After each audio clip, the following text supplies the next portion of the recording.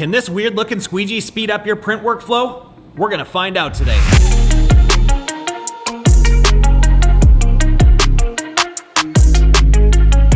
So this is the dual blade squeegee from Action Engineering, and the concept of this squeegee is simple. It's got two blades on it, meaning you can go from a double stroke to a single stroke on your thicker inks like white. Both blades are triple durometer, the front blade being softer at a 55, 90, 55, and the second blade being a little bit stiffer at a 62, 90, 62. It also comes with countersunk hardware for easy cleaning, and a pretty cool little scraper tool to help you remove ink from this thing a hell of a lot faster than if you didn't have it. It is a 16-inch wide squeegee, and they make this thing to fit all major press brands like Rock, M&R, Anatol, Workhorse, and MHM. By using this squeegee, Action Engineering is claiming a 30% increase in production speed, sharper resolution prints, and higher opacity prints.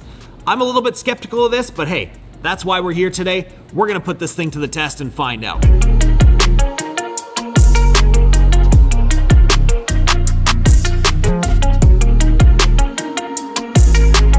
So to run this test as consistently as possible, like I said, we're gonna use the same screen for every single print. We're also gonna use the same shirt. We've got 6 American Apparel 2001s loaded on here, which is the average shirt that we're printing in here every day. And we've had the ink running on the mixer for like 20 minutes so that we can have the same ink consistency and temperature for every single one of our tests.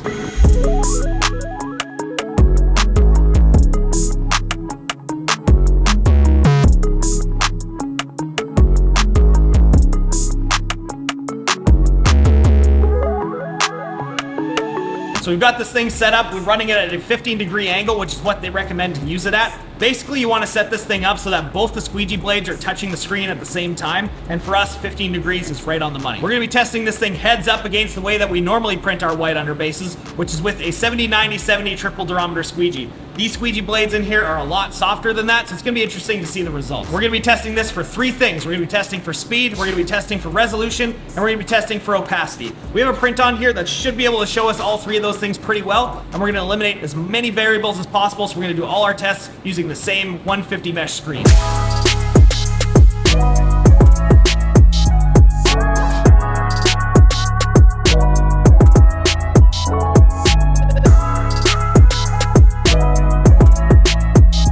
I gotta say, I'm impressed. This thing looks really, really good. I'm seeing probably like a 10 to 20% increase in opacity compared to using 2 hits on the single blade squeegee. This could be just because we have softer blades on that dual blade squeegee, which are gonna put more ink down, but still, this looks visibly brighter. It was definitely faster.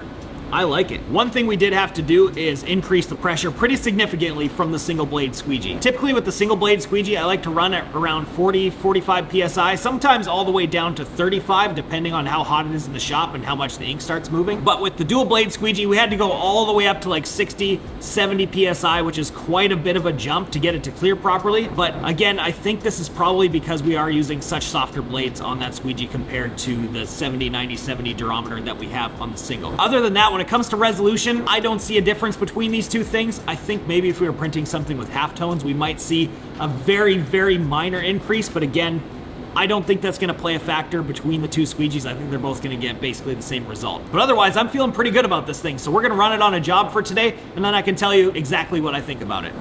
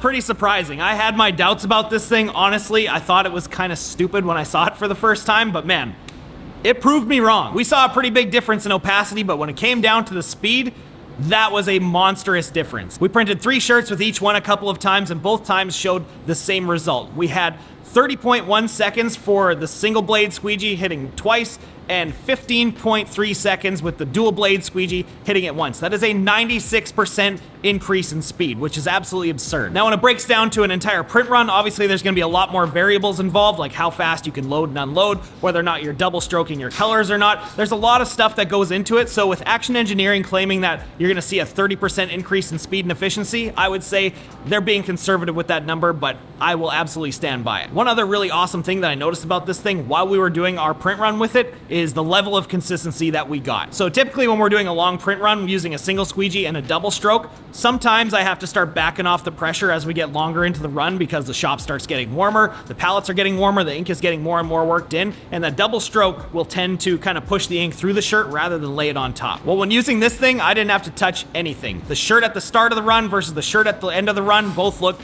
the exact same. We had a perfect white print, and that's why I wanted to use this job to test this thing, because even though a white print seems like it's an easy thing to do, a perfect white print is actually one of the most difficult. The downside to this thing, however, is the cleanup. Cleaning this thing sucks. Thankfully, I wasn't the one that had to clean it. My press assistant Jordan did it, but I watched him do it, and it was kind of a struggle to get the ink off of this thing and then to do the final cleanup with the press wash and the brush. The scraper tool, it does somewhat of a decent job of getting the ink off of it initially, but after that, it is a massive pain in the ass to get the press wash in there, get a brush of some kind in there and scrape this thing clean.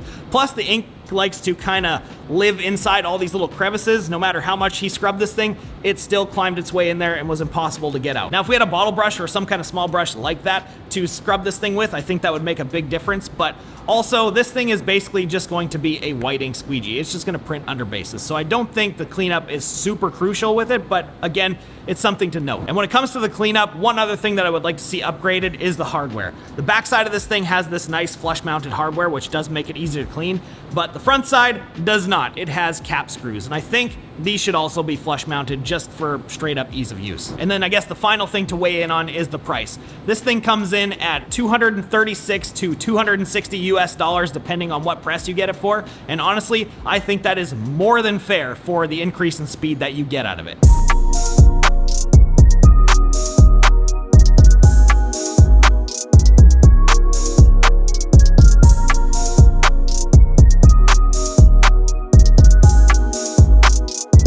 So final opinion on this thing, I think I'm sold on it. This was a great test today. I feel good about it. So we're gonna try using this thing in the shop long term. So make sure you're following along in the vlog videos to see how things are going with it. But otherwise, I think this is something worth checking out. I put a link to this thing down in the description below for you guys to check out for yourself. I make no money off of that whatsoever. This is just a product I wanted to try, and so far I dig it. So anyways, make sure you guys click the thumbs up button for me. Subscribe if you haven't already. We'll see you again in the next one.